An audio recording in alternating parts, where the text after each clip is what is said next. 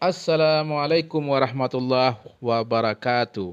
Pemirsa sekalian, senang bertemu dengan Anda sekalian. Dalam season kali ini saya Teguh Hasbi akan menceritakan pengalaman saya bagaimana rasanya ketika kita ingin dikeroyok oleh orang banyak, ataupun kita ditangkap oleh orang banyak dan langsung ingin disjustifikasi atau dihukum oleh orang banyak tersebut oleh karena kelalaian kita.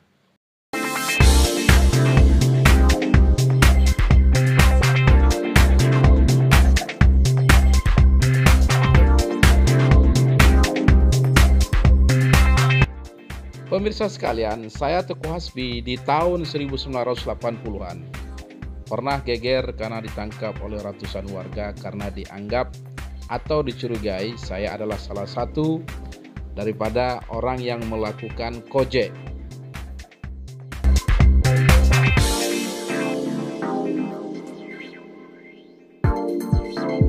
Tentu banyak dari pemirsa ingin tahu apa itu kojek. Bagi sebagian besar warga Aceh yang hidup di era tahun 80-an, pasti tahu apa itu hantu kojek.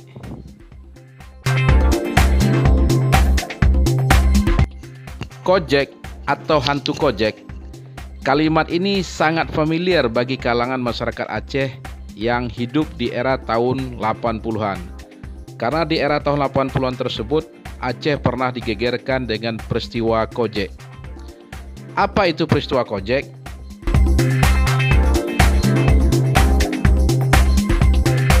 Kojek atau hantu kojek adalah sebutan warga Aceh terhadap orang-orang yang memiliki ilmu kesaktian yang bisa merubah wujudnya menjadi wujud lain, seperti tunggul kayu, pohon kayu, vas bunga, ataupun bentuk binatang seperti kucing, atau seperti ular, atau seperti ayam. Yang jelas, kojek adalah orang yang memiliki ilmu kesaktian mandraguna yang bisa malih rupa atau berupa bentuk yang lain atau berganti rupa, istilah orang sekarang. Tentu pemirsa bertanya-tanya, apa hubungan Teguh Hasbi ditangkap dan hampir dipukuli warga dengan peristiwa kojek? Apakah Hasbi the Boss itu sendiri kojeknya yang menyebarkan teror di tahun 1980-an? Jawabannya tentu tidak, karena saya memang bukan kojek. Pada saat itu, saya masih kelas 1 SMP. Nah, apa hubungannya kojek dengan saya? Pemirsa sekalian, di era tahun 1080-an di Penayung, Aceh, pernah terjadi suatu peristiwa SARA, yang mana ada seorang pribumi Aceh sebagai mekanik bekerja di bengkel seorang Tionghoa. Ketika hal tersebut terjadi, ketika terjadi kesalahpahaman, pemilik bengkel tersebut memukul warga Aceh yang bekerja pada dirinya.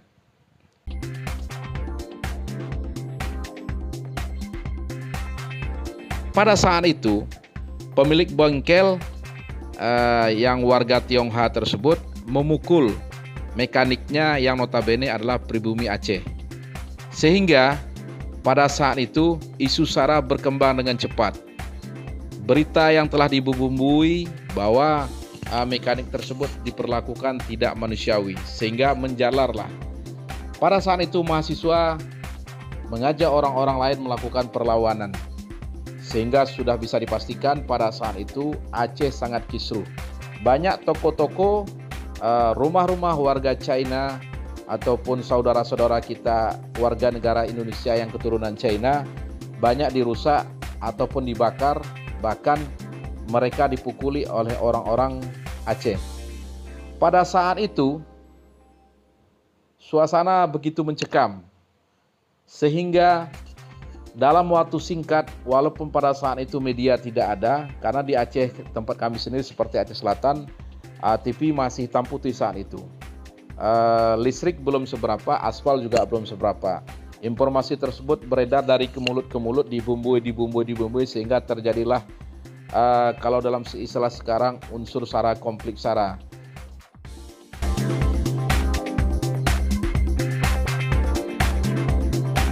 Walaupun berita tersebut bisa saja mungkin hoax, tapi yang so pasti peristiwa tersebut sudah terjadi.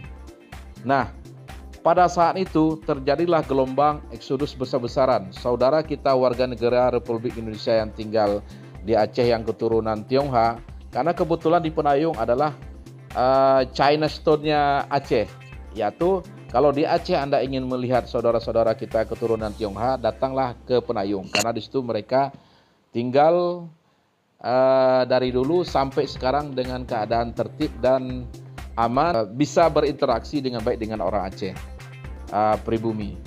Tapi peristiwa pada saat 1980-an tersebut benar-benar mencoreng nama baik kita sebagai warga negara Indonesia yang pada saat itu terjadi unsur SARA. Guys, pada saat itu gelombang eksodus yang besar, warga-warga negara Indonesia yang keturunan Chinese ini pindah besar-besaran ke Sumatera Utara. Itulah ceritanya. Tiba-tiba, tidak berselang lama, ada terjadi isu Kojek, yang mana Kojek tersebut sering mengambil telinga penduduk atau memotong lidah penduduk. Jadi sehingga berita hoak tersebut bekerja dengan cepat, menjalar dengan cepat. Kalau kita pulang dari Kabupaten A, ada isu di Kabupaten A bahwa ada orang telinganya diambil oleh orang-orang yang tidak tahu dari mana asal-usulnya, atau lidahnya dipotong. Kalau cerita tetangga di Kabupaten saya juga begitu, padahal mereka tidak melihat secara langsung peristiwa tersebut. Hanya dari mulut ke mulut, sehingga terjadilah panik, terjadilah kegelisahan yang luar biasa di tengah warga. Sehingga pada saat itu, warga mencurigai siapa saja yang mereka tidak kenal. Mirip dengan istilah sekarang dengan kasus pencurian anak. Siapa saja lewat orang asing langsung dicurigai kalau itu adalah pencuri anak. Guys, saat itu seperti itulah terjadi. Siapa saja orang yang datang atau tidak dikenali dalam gelap itu langsung diteriaki, "Kojek, Kojek," sehingga rame-ramelah mereka mengejarnya. Anehnya dan faktanya, setiap orang yang dikejar, kalau sudah masuk ke gang, itu orangnya hilang. Yang ada di situ seperti kita temui kucing, atau ayam, atau anjing, atau tunggul kayu. Jadi, orang yang diduga Kojek ini sudah berapa kali disergap, tapi tidak pernah berhasil ditangkap. Nah, sementara kalau khusus di Aceh Selatan, itu ada orang sakti saat itu yang bernama Musa. Pemerintah Kabupaten Aceh Selatan meminta kepada Musa ini untuk bisa menangkap Kojek. Konon katanya Musa berhasil menangkap Kojek tersebut. Dan setelah diintegrasi, Kojek tersebut dinyatakan adalah suruhan orang-orang tertentu untuk melakukan teror. Intinya mereka balas dendam. Jadi rekan-rekan sekalian bisa dibayangkan kondisi Aceh saat itu. Setiap sudut ada orang berteriak Kojek, lantas warga beramai-ramai mengejarnya. Jadi pada saat itu terjadilah ronda malam, jaga massal, ingin menangkap apa itu Kojek. Kebetulan pada saat itu saya sedang gila-gilanya menuntut ilmu kanuragan. Almarhum ayah saya menitipkan satu ilmu kanuragan yang bernama ilmu Baginda Ali. Dari video saya yang terdahulu, saya pernah sampaikan cara pengamalan ilmu Baginda Ali adalah dengan memakai pakaian putih, sorban putih, dengan meratibkan doa tersebut sambil berjalan dimulai pada malam Rabu naik. Jadi ketika saya mengamalkan ilmu tersebut sehari, 2 hari, sampai seminggu dalam kondisi berjalan. Ilmu ini akan jadi apabila kita melihat ilustrasi sebuah naga besar, kita akan masuk ke dalam mulutnya. Ilmu Baginda Ali ini akan jadi. Karena ilmu Baginda Ali ini adalah ilmu penimboy dan ilmu kuat juga rangkap dengan ilmu gayung. Intinya ilmu Baginda Ali ini adalah ilmu majemuk. Nah, saya saat itu lagi deman-demannya menuntut ilmu dan almarhum orang tua saya memang menggambling saya untuk menuntut ilmu. Jadi pada saat itu saya lakukanlah daim atau mengamalkan ilmu Quran Sahali sambil berjalan. Lantas ada tetangga saya yang bernama Jirwan. Semoga Allah merahmati saudara saya Jirwan karena sekarang dia sudah almarhum. Jirwan melihat saya berjalan dalam gelap, bolak-balik, lantas dia meneriaki saya, "Kojek, Kojek."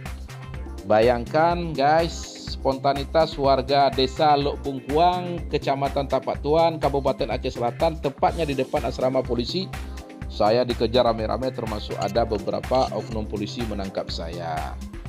Setelah disenter muka saya, mereka mengatakan, oh ini Hasbi, bukan hantu Kojek. Sehingga pada saat itu saya dilepaskan. Setelah disenter, warga mengatakan ini Hasbi, dan saya dilepaskan. Itulah momen pada saat itu saya dikejar warga, dituduh saya sebagai Kojek, karena pada saat itu saya mengamalkan ilmu pada momen, waktu, tempat, dan situasi yang salah. Guys, saya kembali kepada cerita Musa. Musa adalah sosok yang terkenal di Aceh Selatan yang memiliki ilmu kesaktian yang melegenda di Aceh Selatan. Musa ini pernah memisahkan bupati dengan istrinya ketika sedang tidur. Musa ini pernah masuk ke dapur pendopo dan mengotori daripada periuk pendopo.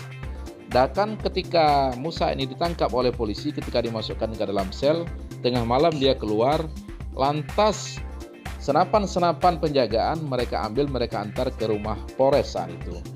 Yang saat itu belum disebut Polres tapi Dandres. Memang kesaktian Musa terkenal di Sentoro, Aceh Selatan Raya. Konon katanya Musa inilah yang menangkap, dibayar oleh Pemda daripada hantu-hantu Kojek ini, yang isunya disuruh oleh oknum-oknum warga Tionghoa yang eksodus ke Medan. Tapi sampai sekarang tidak bisa dibuktikan keberadaan Kojek tersebut. Dan tidak bisa dibuktikan apa masalah pertikaian awalnya antara mekanik tersebut dengan majikannya. Yang jelas saat itu isu sara berebar dengan cepat sehingga terjadilah fitnah dan terjadilah unsur sara. Jadi pada saat itu saudara-saudara sekalian, peristiwa yang begitu mencekam ini kalau kita review sekarang, semoga hal-hal yang tersebut tidak terjadi di zaman sekarang. Karena adu domba dari orang yang tidak kita inginkan bisa saja terjadi, dan itu bisa mengganggu ketentraman hidup kita bermasyarakat. Pemirsa sekalian, itulah kisah saya, Teguh Hasbi, dalam mengamalkan ilmu Baginda Ali ketika digerebek orang dan hampir terjadi baku hantam. Sampai bertemu dengan cerita yang lain dalam channel yang sama. Assalamualaikum warahmatullahi wabarakatuh.